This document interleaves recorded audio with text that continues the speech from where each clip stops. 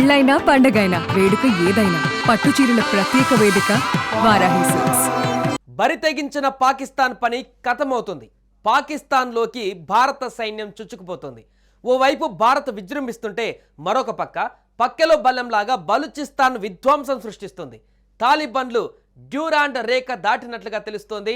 మరోవైపు సరిహద్దు వద్ద భారత్కు చెందిన 26 యుద్ధ నౌకలు మోహరించాయి.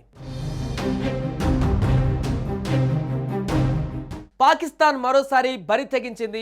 జమ్మూ ఎయిర్పోర్ట్ లక్ష్యంగా పాక్ డ్రోన్లతో దాడులు నిర్వహించింది. డ్రోన్లను భారత్ తిప్పికొట్టగా జమ్మూలో భారీ పేలుడు శబ్దాలు వినిపిస్తున్నాయి. జమ్మూ ఎయిర్ స్ట్రిప్ పైన పాకిస్తాన్ దాడులకు తెగబడుతుంది. భారత బలగాలు ధీటుగా ఎదుర్కొంటుండగా ఎయిర్ సైరన్ల ద్వారా ప్రజలను అధికారులు అప్రమత్తం చేస్తున్నారు. అందరూ ఇళ్లలోనే ఉండాలని సూచనలు జారీ చేస్తున్నారు. జమ్మూ మొత్తం బ్లాక్అవుట్ అయింది. F-16 విమానంతో పాక్ దాడికి యత్నించగా భారత్ కూల్చివేసింది. జమ్మూ, ఆర్ఎస్పుర, చానీ హిమాత్ ప్రాంతాలలో డ్రోన్ దాడులు జరిగాయి.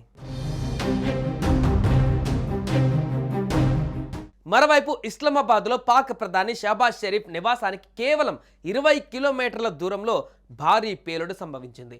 ఈ ఘటనతో ఆయనను అత్యవసరంగా సురక్షిత బంకర్లలోకి తరలించినట్లుగా సమాచారం. అధికారికంగా దీనిపైన ఇంకా ప్రకటించలేదు, కానీ ఇది పాక్ పాలక వర్గంలో తీవ్ర ఉలికిపాటుకు దారితీసింది.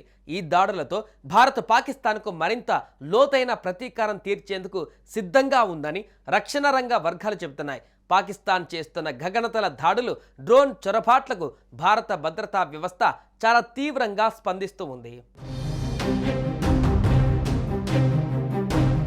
పాకిస్తాన్ పైన ఇండియన్ ఆర్మీ విరుచుకుపడుతున్న నేపథ్యంలో రంగంలోకి బలూచిస్తాన్ కూడా దిగింది.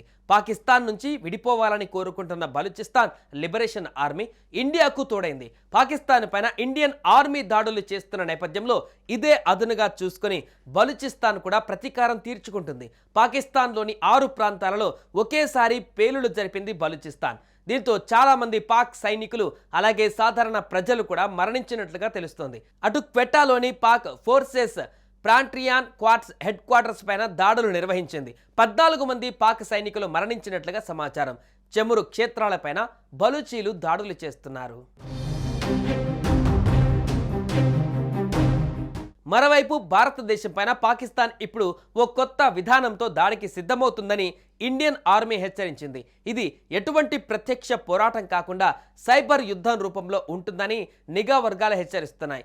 గలీజ్ దేశంగా పేరు పొందిన పాకిస్తాన్ ఇప్పుడు సైబర్ దాడులకు ప్రయత్నిస్తున్నట్లుగా సమాచారం. ముఖ్యంగా అజ్ఞాత నెంబర్ల నుంచి వచ్చే మెసేజ్లు, లింకులు లేదా ఫోన్ కాల్స్ లిఫ్ట్ చేయవద్దని కేంద్ర ఇంటెలిజెన్స్ వర్గాలు విజ్ఞప్తి చేస్తున్నాయి. ఈ తరహా దాడులు వ్యక్తిగత సమాచారం, బ్యాంకింగ్ డేటా లేదా దేశ భద్రతకు ముప్పుగా మారే అవకాశం ఉందని అందరూ అప్రమత్తంగా ఉండాలని ఆర్మీ హెచ్చరించింది. సుమన్ టీవీలో మీ పర్సనల్ అండ్ బిజినెస్ ప్రమోషన్స్ కోసం కింది నెంబర్కి కాంటాక్ట్ చేయండి.